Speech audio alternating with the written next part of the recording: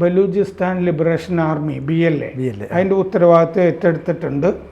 ഇത് തുർബത്തിൻ്റെ അടുത്ത് new Bahman എന്ന് പറഞ്ഞ സ്ഥലത്താണ് ആ സംഭവം ഉണ്ടായത്.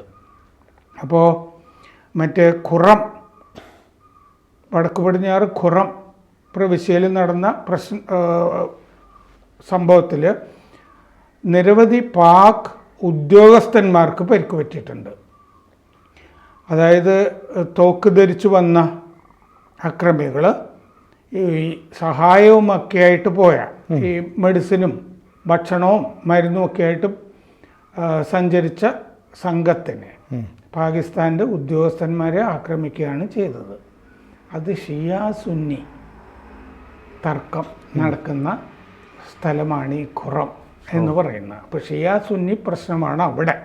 കൂടുതൽ വാർത്തകളും വിശേഷങ്ങളും നിങ്ങളിലേക്ക് എത്താൻ ABC മലയാളം സബ്സ്ക്രൈബ് ചെയ്യുക, ബെൽ ബട്ടണും അമർത്തുക.